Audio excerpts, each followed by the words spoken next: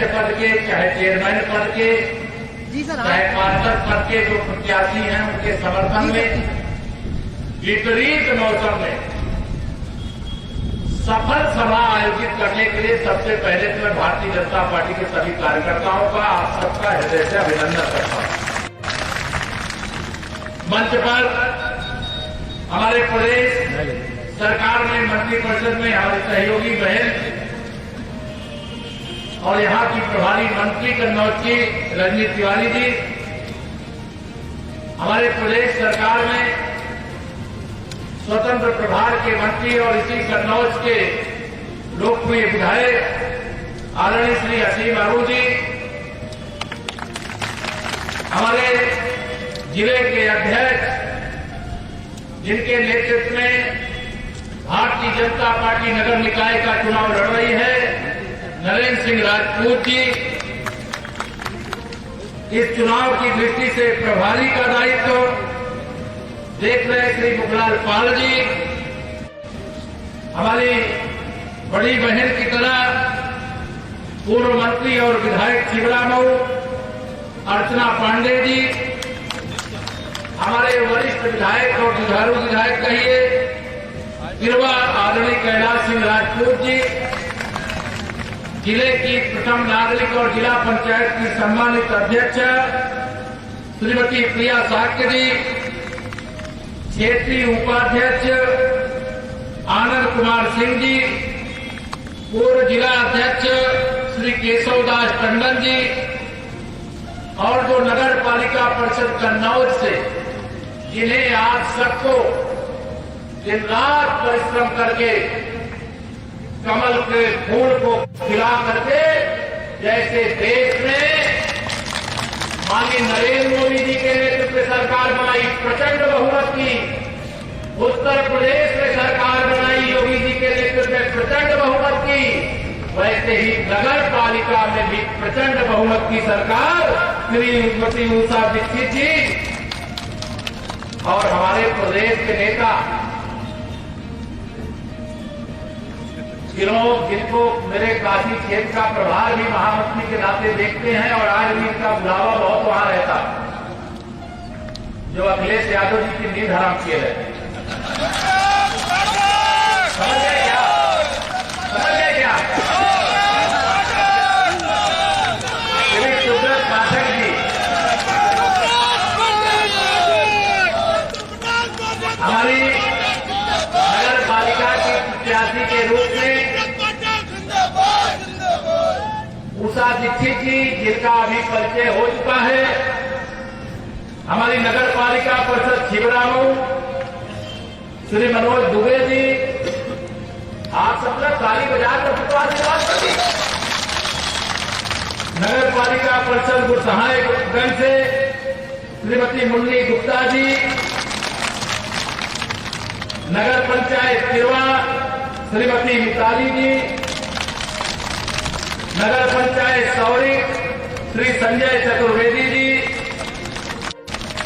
नगर पंचायत तालग्राम श्रीमती अरुणा कुमारी साक्य जी, नगर पंचायत सिकंदरपुर श्रीमती उर्वशी दुबे जी,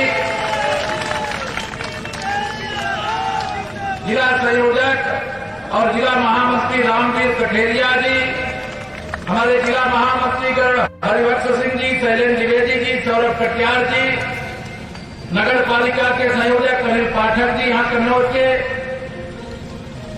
और प्रभारी शिव महेश दुबे जी, मुझे अभी इटावा में मिले थे, आज मैं इटावा भी गया था, आज वहां व्यस्त थे, मुझसे पूछे, मैंने कहा कोई बात नहीं, आप इटावा में हराइए, कन्नौज वाले कन्नौज में साइकिल को इस बार पंचर नहीं करेंगे, बल्कि उसकी टायर और ट्यूब सब निकाल देंगे।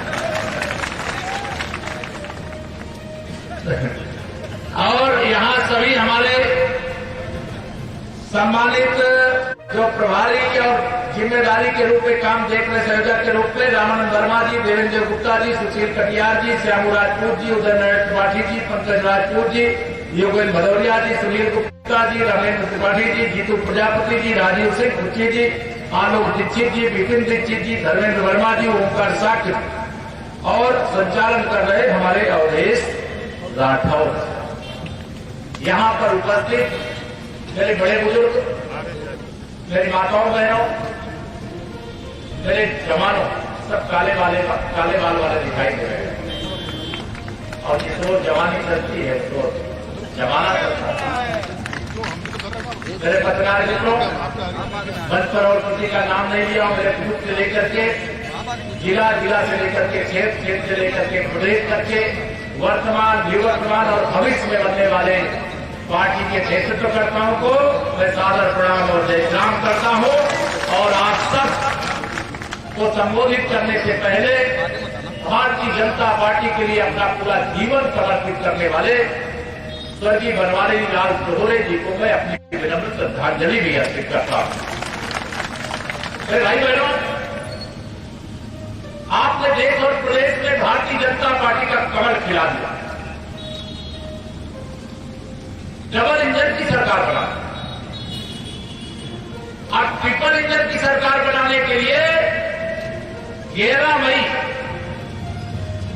याद है ना, कमल मतदान 11 मई को कमल के फूल, बाकी सब कुछ जाओ फूल।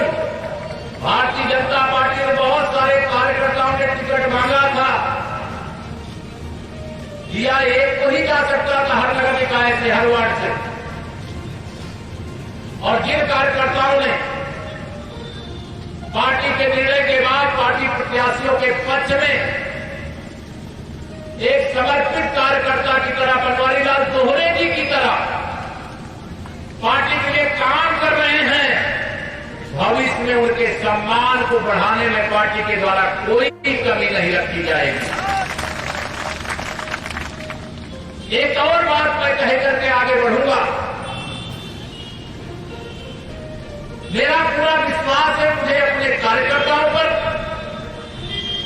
देश के प्रधानमंत्री माननीय नरेंद्र मोदी जी के नेतृत्व वाली सरकार पर, प्रदेश के मुख्यमंत्री आदरणीय योगी आदित्यनाथ जी के नेतृत्व वाली सरकार पर और उत्तर प्रदेश और देश की जनता जनार्दन पर। मुझे लगता है कि अमृत काल है, ये अमृत महोत्सव वर्ष है। आप सबने घर घर तिरंगा लहरा करके आजादी का 75 वर्ष पूरा होने पर अपने देश को स्वतंत्र कराने वाले अपने स्वतंत्रता संग्राम सेनानियों को याद करके ये बताया था कि पूरा हिंदुस्तान जिस स्वप्न को साकार करने के लिए उन्होंने बलिदान दिया, संघर्ष किया, जेल गए, उसके लिए पूरा देश एकजुट है। और हर घर में तिरंगा फहरा करके आपने संदेश देने का काम भी किया था। लेकिन मैं आगे जो बताने जा रहा हूं वो विशेष तौर से मेरे युवाओं के लिए बहुत अच्छी खबर। मेरा विश्वास 2023 में मैं खड़ा हूं, लेकिन 2047 में जब आजादी के 100 साल पूरे होंगे तब तक कन्नौज के जैसे इत्र की सुगंध पूरे दुनिया में रहती है, वैसे कमल का फूल उत्तर प्रदेश और पूरे देश में खिला रहेगा, ऐसा मेरा भरोसा है। आपको भी भरोसा है कि नहीं है? दोनों हाथ में है भरोसा कि नहीं है?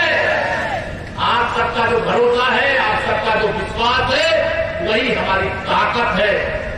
मैं आज सभी कार्यकर्ता मित्रों से, यहां पर आपने सांसद बनाया, विधायक बनाया, आपको मंत्री परिषद में भी हिस्सेदारी यहां से मिली हुई है प्रदेश सरकार में।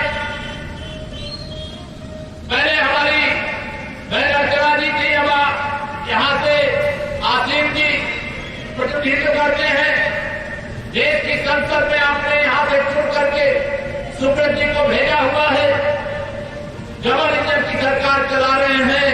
मैं ट्रिपल इंजन की सरकार बनाने के लिए, चलाने के लिए आप सभी जितने भी नगर पालिका और नगर पंचायत क्षेत्र के मतदाता हैं, सबसे हाथ जोड़ करके अपील करने के लिए आया हूं, प्रार्थना करने के लिए आया हूं, आप कमल खिलाओ, हम कन्नौज को कमल की तरह खिला देंगे।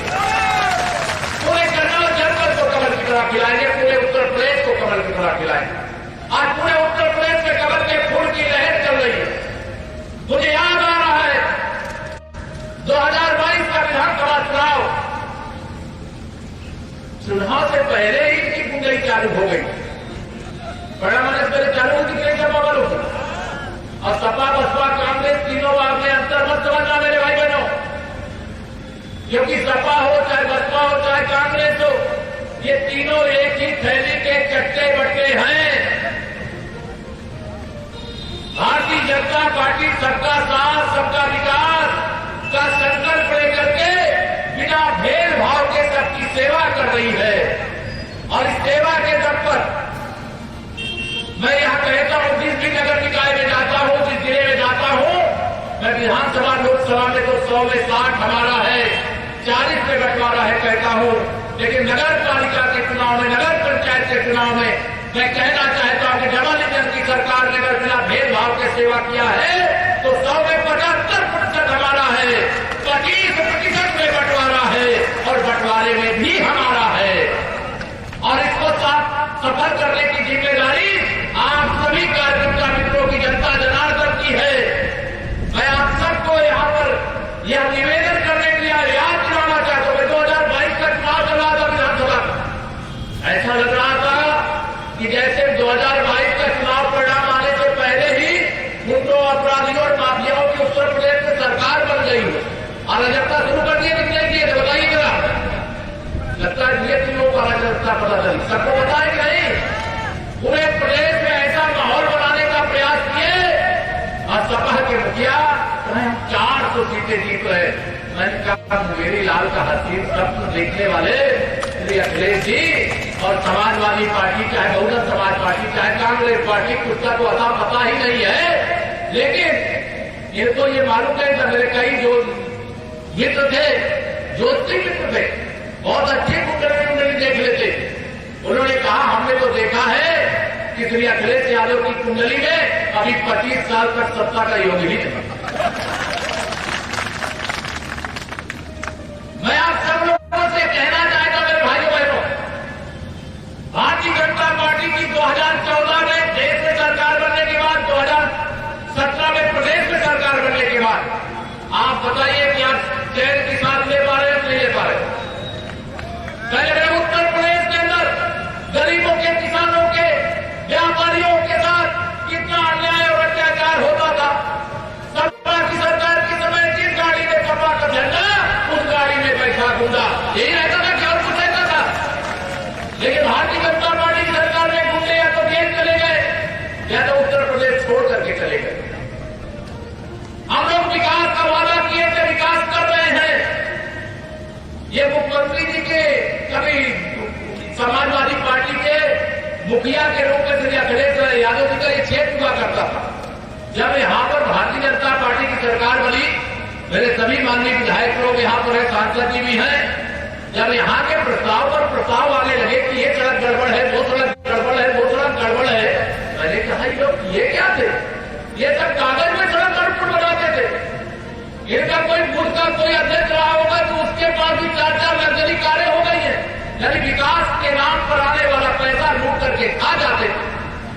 लेकिन भारतीय जनता पार्टी ने तय किया है, जिसने भी खाया है उसको, अभी सूरज जी कह रहे थे, प्रधानमंत्री जी ने कहा है न खाऊंगा न खाने दूंगा, और जिसने भी खाया है उसे भी वसूल करके उन्हीं के लिए योजना बना करके भेज दूंगा जिनके हिस्से का पैसा इस देश के अंदर 100 रुपया में से 85 रुपया हमारा है।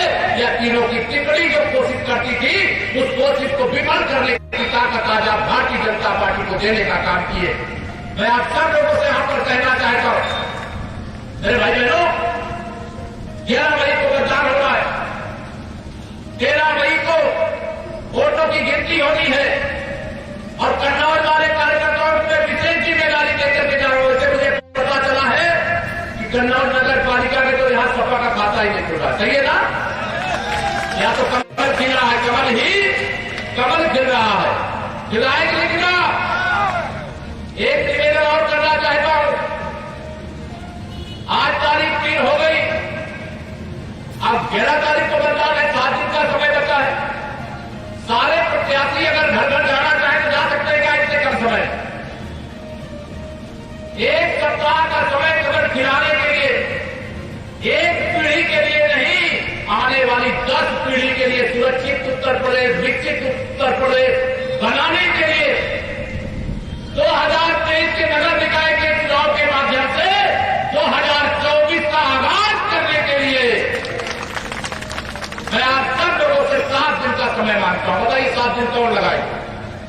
बात बताओ जरा मुझसे जो वादा करिएगा वो आप निभाइएगा। और एक वादा मैं करके आपसे जा रहा हूं, चुनाव जीतने के बाद विजय उत्सव मनाने के लिए मैं यहां पर फिर आऊंगा। चुनाव जीतने के बाद विजय उत्सव मनाने में यहां पर फिर आऊंगा। और इतने कार्यकर्ता अगर कमल खिलाने के लिए लग जाएंगे, चाहे सपा वाला हो, चाहे बसपा वाला हो, चाहे कांग्रेस वाला हो, और चाहे कोई भी हो, इतना कार्यकर्ता किसके पास है जी? तन समर्पित, मन समर्पित और यह जीवन समर्पित, जी चाहेता है मातृभूमि। मैं तुझे कुछ और भी दूं, इस भाव से जो काम करने वाला जिस पार्टी के पास कार्यकर्ता है, कार्यकर्ताओं की फौज है, इतना कार्यकर्ता जब चुनाव जिताने के लिए लग जाएगा, जब ये 2022 नहीं जीत पाए, 2023 जीत पाएंगे क्या? और 2024 में माननीय नरेंद्र मोदी जी के नेतृत्व में फिर से देश में सरकार चाहते हो नहीं चाहते हो? दोनों हाथ बता चाहते हो नहीं चाहते हो? और 2024 में सरकार बनाने के लिए 2023 में कमल खिलाना जरूरी है। ये सुशासन और विकास का कमल है। उत्तर प्रदेश के कन्नौज के हर नागरिक की सुरक्षा की गारंटी का कमल है। और यहां नगर पालिका के अंदर मैंने कहा प्रचंड बहुमत की सरकार, नगर पंचायत में प्रचंड बहुमत की सरकार, और सरकार के माध्यम से प्रस्ताव लखनऊ भेजिए चाहे दिल्ली भेजिए, दोनों खजाने की चाबी तो आपके पास है। जो भी योजना भेजेंगे उसको स्वीकृत करा करके नगर क्षेत्र को भी कमल के फूल की तरह खिलाने में कोई कमी बकाया नहीं रखेंगे। ये आप सबको भरोसा दिलाते हुए आप सबसे ही कहकर के जाना चाहूंगा, मौसम थोड़ा खराब है। मुझे तो पायलट कह रहे थे कि शायद उतरना मुश्किल होगा। मैंने कहा अगर उतर नहीं पाइएगा तो जहां सभा है वहां 2-3 बार घुमा जरूर दीजिएगा। मैं वहां का दर्शन कर लूंगा, मैं समझूंगा कि यहाँ दर्शन, मैं यहाँ सभा में पहुंच गया। लेकिन आप सबके लिए, मेरे लिए ये शुभ है कि जब भी मैं कन्नौज आता हूं, कन्नौज वाले कमल जरूर खिला देते। और यह ऋण है कन्नौज का मेरे ऊपर कि आप मेरा भी मान रख लेते, मेरी पार्टी का मान रख लेते हैं, क्योंकि मैं एक ही नारा लगाता, बाकी सब कुछ जाओ वोट, याद रखो नरेंद्र मोदी और कमल का वोट। या जब नारा लगाता हूं तो मुझे लगता है कि हर कार्यकर्ता के अंदर एक करंट दौड़ जाती है। यह कमल का फूल किसका है? ये मानी नरेंद्र मोदी जी का। ये कमल का फूल किसका है? मानी योगी आदित्यनाथ जी का। ये कमल का फूल किसका है? मानी जेपी नड्डा जी का है। ये कमल का फूल किसका? मानी गृहमंत्री अमित शाह जी का है। इसी धरती पर हम लोग जब आए थे तो इस प्रकार के अहंकार को बयान दिए जा रहे थे। आजकल मैंने सुना है कि सपा के मुखिया कह रहे कि यहां से लोकसभा लड़ेंगे, तो लोकसभा का संदेश तो नगर निकाय के चुनाव से उनको दे देना चाहिए, नहीं दे देना चाहिए? देना चाहिए, नहीं देना चाहिए? मुझे पूरा विश्वास है आप सबके ऊपर और आप भरोसा रखिए। मैं उत्तर प्रदेश की पूरे प्रदेश में दौड़ रहा हूं, इसलिए बता रहा हूं कि उत्तर प्रदेश के अंदर भारतीय जनता पार्टी की तेज आंधी चल रही है कि सपा बसपा कांग्रेस नहीं दिखाई नहीं पड़ रही। ये लोग सोचते हैं कि हम जातिवाद की राजनीति करके, तुष्टीकरण की राजनीति करके, गुंडों, अपराधियों, माफियाओं के बल पर चुनाव जीत लेंगे। तो क्या आप बताओ जातिवाद की राजनीति यहां सफल हो सकती है क्या? गुंडों के बल पर बूथ कब्जा किया जा सकता है क्या? अगर सपा की सरकार होती तो आप वोट डाल पाते क्या? इसीलिए 25 साल के लिए सपा चली गई। 25 साल बाद कौन क्या रहेगा देखा जाएगा। जैसे काले बाल वालों की विशेष तैयारी, यह जो है ना 25 साल बाद आप में से कौन विधायक बनेगा, कौन सांसद बनेगा, कौन मिनिस्टर बनेगा, इसका कोई पता नहीं है। आपका भविष्य उज्जवल।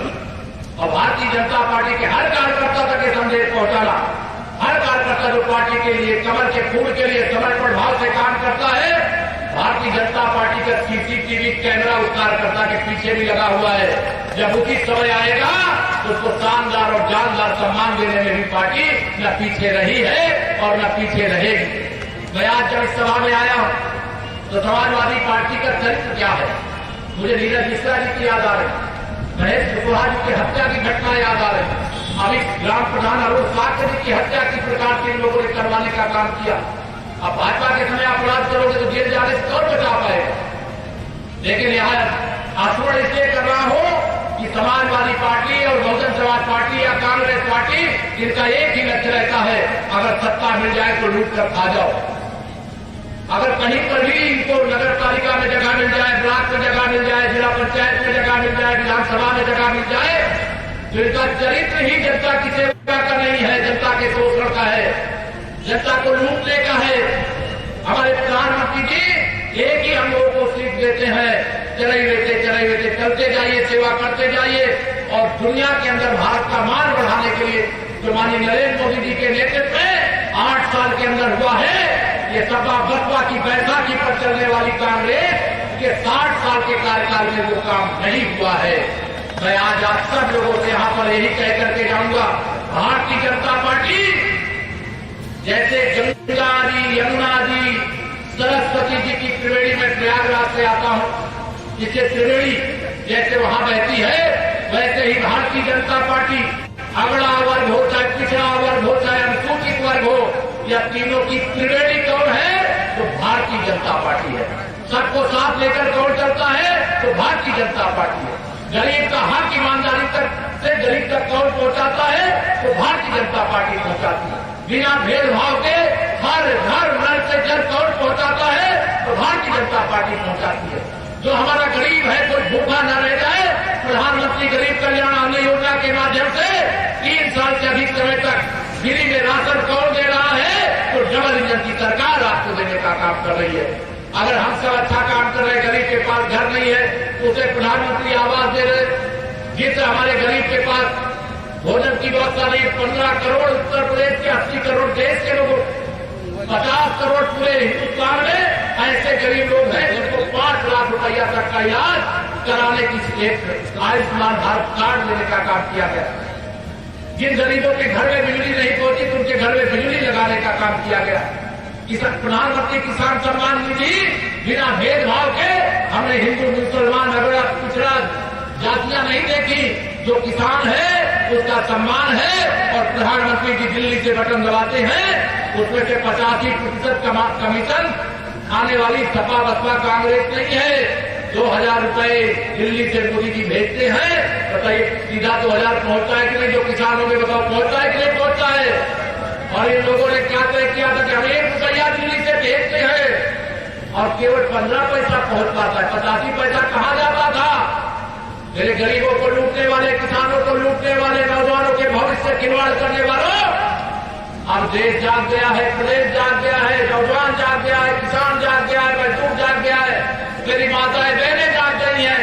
उनको मालूम है कि ईमानदारी से हमारी सेवा कौन करता है। माननीय मोदी जी ने जब से आपने आशीर्वाद देकर के देश की बात नोट सौंपी है, तब से 27 लाख करोड़ रुपया डीबीटी के माध्यम से अलग अलग योजनाओं में लोगों के खाते में भेजने का काम कर चुके हैं। इस तरह के अगर 100 मैदान आप तैयार करें तो ऐसे 100 मैदान में नोटे न समाये, 27 लाख करोड़ रुपया इतना पैसा होता है। तो मेरे देश के उन लोगों को जो जरूरतमंद है उन तक पहुंचाने का काम किया है। यह सपा बसपा कांग्रेस वाले गरीबों की खुशी बर्दाश्त नहीं कर पाते, किसानों की खुशी बर्दाश्त नहीं कर पाते। ये चाहते हैं कि दुखी रहे, ये पीड़ित रहे, इनको सताया जाता रहे, ये भूखे रहें। लेकिन भारतीय जनता पार्टी के चाय बेचने वाले का अगर बेटा देश का प्रधानमंत्री है, गरीबी का दर्द जानता है, तो गरीबों को दर्द में रहने देगा क्या? अगर आप रात में मेहनत करके कन्नौज का हित बना करके आप कोई और कारोबार करके 2 पैसा कमाते हैं, कोई गुंडा आवे और आपके कनपट्टी पे तमंचा लगावे, कहे कि जो आपने कमाया है उसमें से इतना हमको दे दो, तो कलेजा फट जाता है।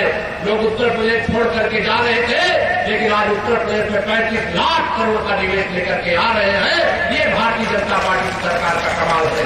मेरे भाई बहनों, लंबी बात न करके आने वाली 11 तारीख को वोट दीजिए, वोट दिलवाइए, कमल खिलाइए और 13 तारीख को पूरे यूपी से एक खबर मिलेगी आपको।